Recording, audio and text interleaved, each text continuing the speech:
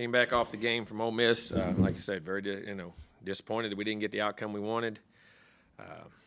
Had some things, had opportunities there. Again, talking offensively first, I think we started much better. Out of the blocks really well. Got good balance, run, pass. Guys were mixing. Line was doing a good job. Of course, Connor was playing, I thought, outstanding in the game. Chain was outstanding. Receivers were doing a good job. Guys were executing very well. Got a good jump.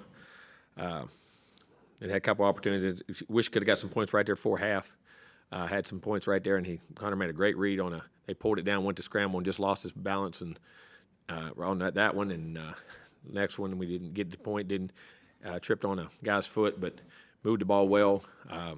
Had opportunities, and I thought he played really well in the game, controlled the game, managed the game, poised.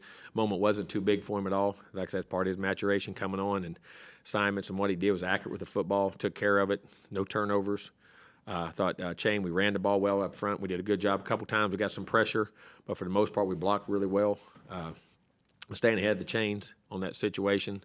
Most of the days we're having a lot of positive plays, and we're executing better and not getting behind on third down, which made it better. At red zone we were, I think, 4 out of 4 getting in, which could have got one more chance, one more score there. Special teams wise, really good as far as that. Said they had the fake punt, which they got. We played it.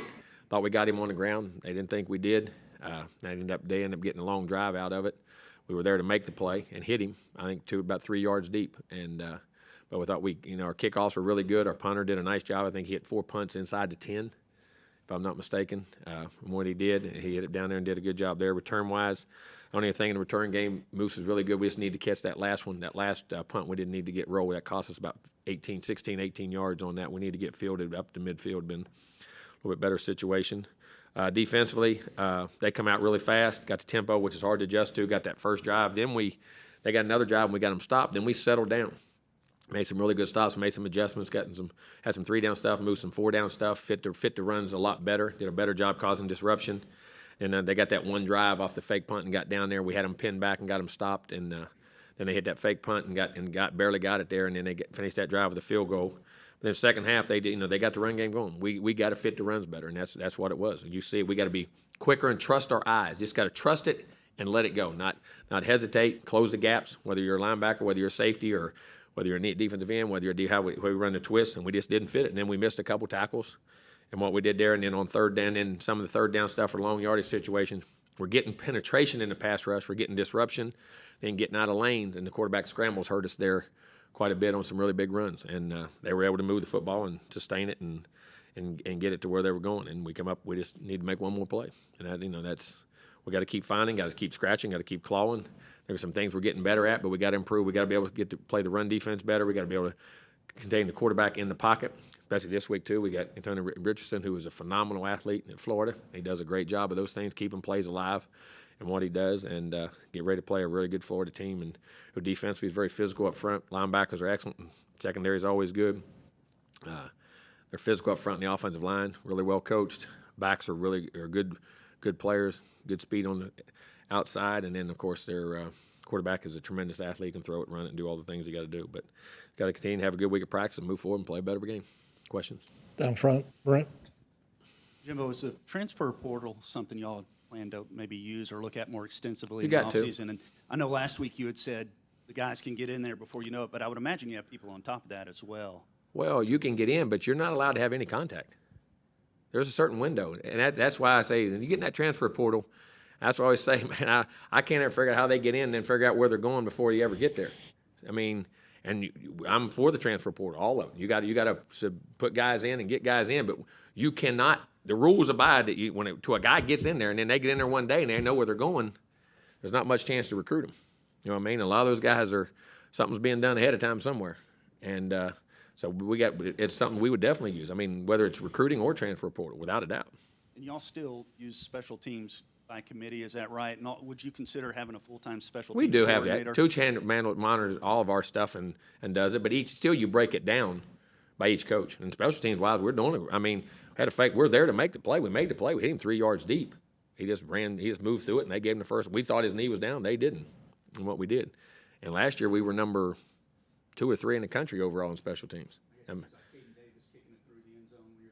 trying to squib it and just hit it just a little bit deep. I mean, he didn't do it on purpose. I mean, it's hit just a hair deep. You know what I'm saying? I mean, it's like hitting a wedge on a. You get a 100-yard wedge, you hit it 105. I mean, you're not trying to. He knew what he was doing, how he was doing. He just hit it a little bit long. I mean, he practiced that all the time. Just like the onside last week, he hit it great. I mean, those are just parts of the game that he's got to continue to do. Right side. But special teams, yeah, you can put a guy ahead of it. I mean, put one guy, which that guy does. We certainly do it, and then each guy has a position, just like you do a line coach, a DB coach, running back coach. Every guy has specific parts of it. To the right, David. Jimbo, the last couple of weeks, tackling has been an issue. At this point in the season, how do you correct that?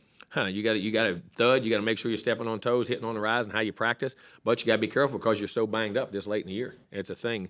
But the thud part of it, you don't have to tackle them, but you got to hit and wrap up in practice. And you can thud and do that every day. And you got to make sure your drills that we're stepping on toes. I always say, step on the toes, hit on the rise, see what you hit. And when you hit on the roads, you got to wrap and pull, and that's got to keep working. We do individual drills, we do strip drills, we do tackling drills, we do angle drills, and then when you're in team drills, you make sure that we're thudding guys, not tapping off on guys, which we always try to do. Do you have a response to Lane Kiffin caught on camera yelling at your players and some of the words? I'm not going to get in. I'll let the league and everybody else handle how they're going to handle that. And never mind. I'll be quiet. Back behind the lights to the right, Ben. I can't. It's amazing. Coach, how do you coach the guys to be disruptive in the pass game, get the pass rush, while also, not breaking contain and not allowing? It's your rush lanes and where you are and how you got to understand how the slide of the center is, how the slide of the back is. They're taught to play back into the slide, back through the slide, and how you're taught to rush to the front shoulder, to the top shoulder of the quarterback, not bind. And when you get to that point, you got to power the inside number and condense the pocket, or power the middle number and condense the pocket, and not let him and cause the disruption from the 2 levels to 3 levels and run. Guys can so get sacks and run by the quarterback. It's all lane production, and it becomes it's a very hard thing because it's discipline, but at the same time you're saying go, but don't, and that's a fine line. But you got to understand you can't rush up the field, which creates lanes when you step up for him to get out. And the inside has got to continue to power the pocket. Like I say, sometimes the best rushes aren't guys coming free. It's when you take the lineman and collapse them on top of the quarterback. It's like a room, the walls are condensing on you. And we just got to do a better job of getting that and correlating it. And if we run the twist games, making sure you loop guys, make sure when they stun up to create, they get to width and get outside. I mean, there's multiple things. And you practice 5-on-4 pass. We'll do a lot of 5-on-4 pass rush. We'll create some spy games, which we know, and bidding our spies. A couple times it was not them, we had spy guys, and sometimes they'd turn and look for a crosser, sometimes instead of keeping their eyes on the quarterback, and that hurt us a couple times. We'll stay back behind the lights to the left, Tyler. Jimbo, those first 2 drives on offense seemed very up-tempo. Connor seemed to be in the rhythm. They were same. It was the same the whole. I mean, whether you get it the whole game or not, our cadence and everything was the same. So if it was the and same, we were executing. I guess what was different about that, and how do you replicate that? Execution.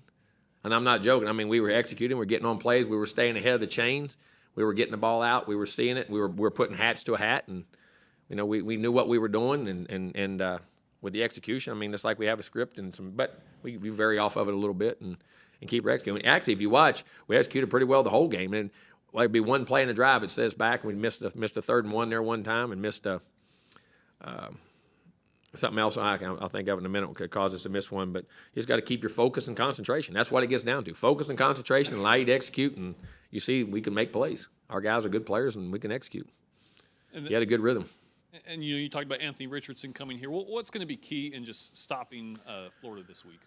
I mean, you got to be physical in front. They're good up front. They're going to try and run the football, multiple formations, unbalanced formations, different motions, constant motions.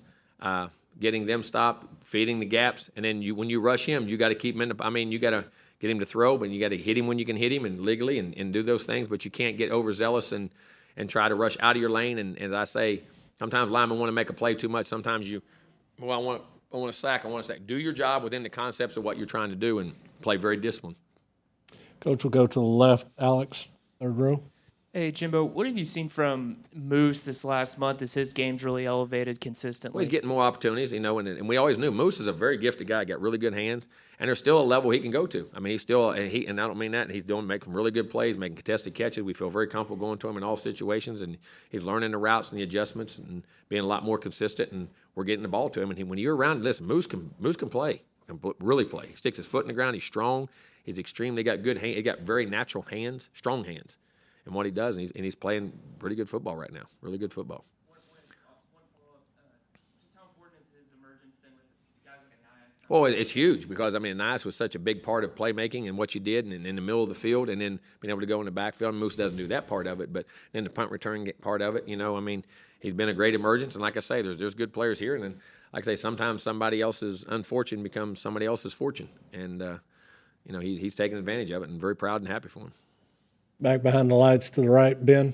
Coach, how much more confident and comfortable do you sense Connor is, kind of pre-snap, just getting everything lined up, knowing the offense? Well, he is, and like I said, early in the last couple of weeks, you can just see it in practice. You can just see him start to come on and feel very comfortable with what he's doing and how he's doing it. And like I say, with a quarterback, there's certain things you can do, but when you play quarterback, you got to be able to do all things. Because everybody else, again, it's not just what you do, it's how you affect. When the other guy doesn't do what he does, can you get to this progression, this progression? And it just really started clicking. You could see it, which like I said, I've always felt that about him, and he was going to do that. And he's a hard worker, and he has a natural knack to do things. He has a feel for things and an instinctive part of the game that he really natural at what he does. He's accurate with what he does. And again, he's played one game, and I don't listen. That's just let him be a freshman and play his second game and let him keep playing. But I'm extremely happy, and I love coaching the guy. I mean, he is really fun to coach. Front row to the left, Zach. Jimbo, you've alluded to it. Albert alluded to it a little bit earlier about how he feels that guys are pressured and trying to make sure that they don't make mistakes. I imagine you get that a lot with young players. Well, you get it with old players too, and when you don't have success, you know what I mean. You ain't having the success you want. You want to make, all right, let me make sure I do it right, and you can't. Sometimes the first thing to do is relax, trust your eyes, trust how your coach. Understand. I always say, go back to your fundamentals. Remember, you hear the coach saying it in your head, and just react. Because if you're thinking on a football field, it's too late. You got to see it. What your eyes. It's like driving a car. If you think about, somebody swerved in front of me, what do? You naturally just make the adjustment. If you think, I think I can go here, well, then what happens? You have a wreck. And I think sometimes that's the way you got to play ball. I mean, there's things going on in front of you that you got to see with your eyes, react, and not as much as you want to do great, you got to relax and trust your eyes. And Albert's right. I mean, and it presses. It's human nature because you don't want to mess up because I don't want to be there. I want to do good and do that. You just got to relax, and that comes with experience, poise, and just keep fundamentally beating it, as far as every day, just saying it over and over and over, and then trusting it in practice. So is that something as coaches, just repeating that over and over? That's how you can and also accomplish it? making them feel relaxed. I mean, listen, sometimes like right now, yelling, hooting, and hollering, ain't gonna get anything done. I mean, you have the intensity to get things done, and you make points here and there, but you got to let them coach them, fundamentally coach them, make sure they understand what to do and how to do it, and then let them do it. Second row on the right, Olin. Couple things. First of all, Edgerrin and Antonio, do you have any idea if they're going to be available? I'm hoping so. They should be day to day. Okay. Well, Coop was there last game. Yeah, I thought he only played. He did some, but I mean, he got back to the end of the week. Yeah. We should be back this week because I just think he said that. Yeah, and then I was just wondering, how are y'all grading out Dewberry since he's been in the starting doing lineup a well. I couple mean, weeks? I've been Cam made really good. I mean, he had some mistakes. Some in different things up front when you get to moving and stunting. But man, he's got good steps. He's powerful. He's smart, and he's a kid who really cares. And I mean that. Some guys don't want to mess up, because they don't get in trouble. He don't want to mess up because he don't want to let somebody down. And he's like that sometimes. I tell him, quit worrying about being wrong. Go play.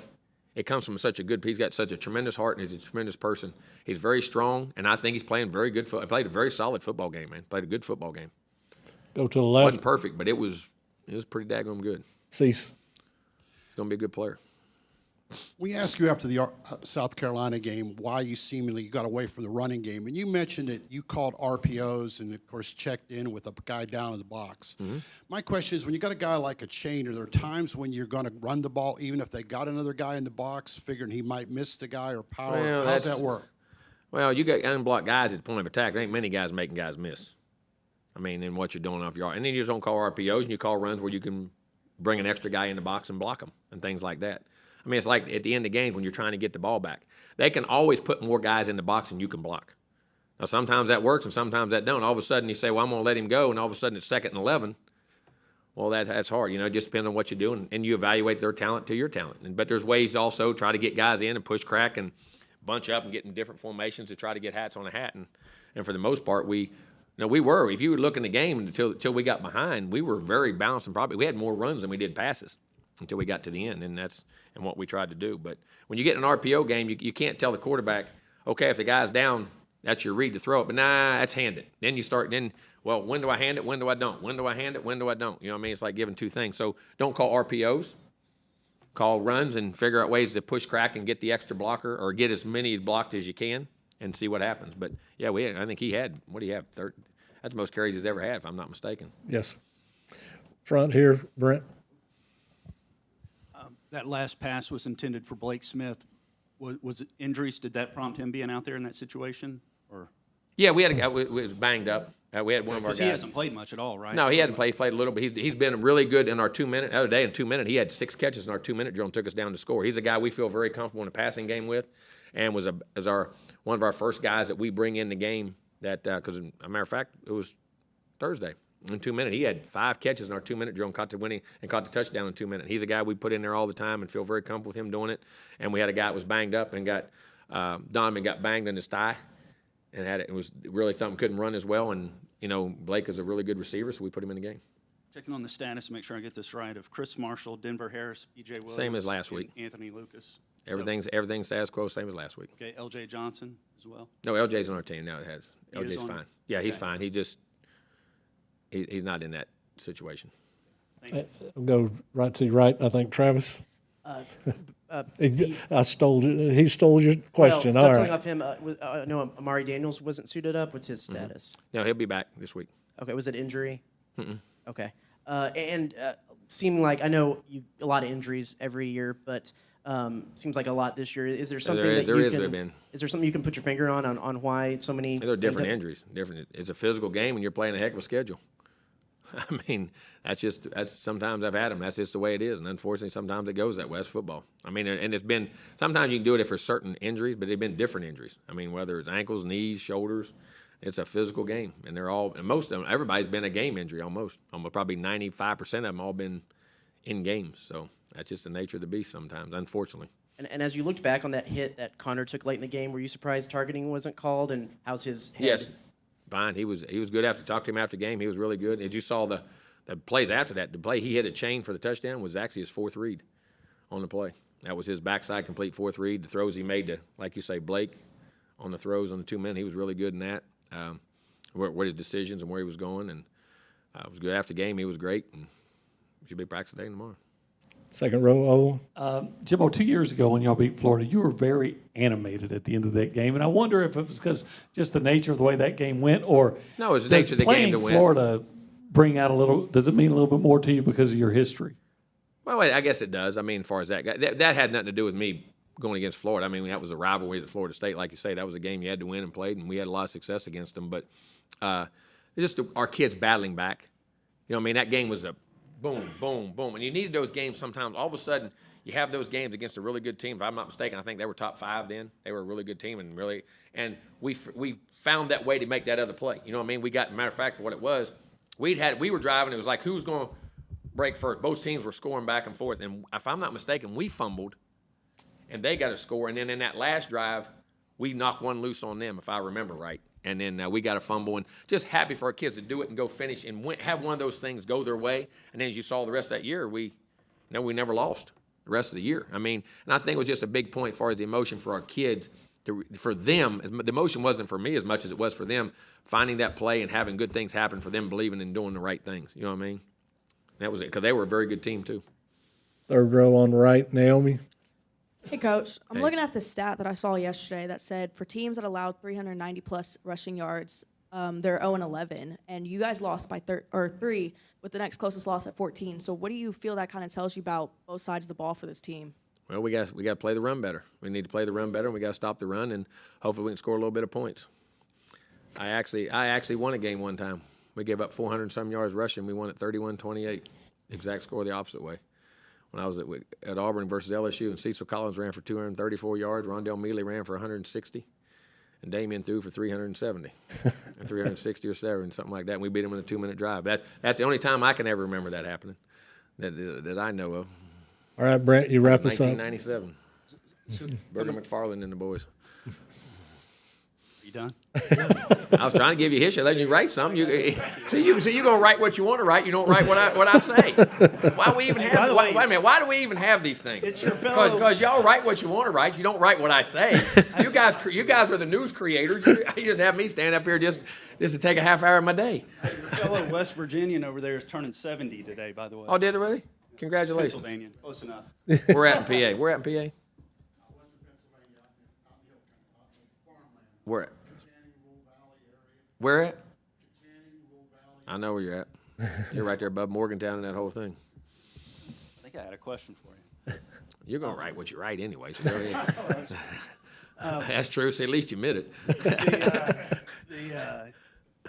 This was going to be a nice question, too. Okay, I'm not saying, I'm not mad. I was being nice now. Your best offensive showing, Connor in place. How important is it for this program to win, to be bowl eligible by season's end? And well, it's always important. You always want to go to a bowl game. I think it always helps. That's one of your goals in which you set, and that gives you 15 more practices and as much as anything to that before you even go to the bowl game.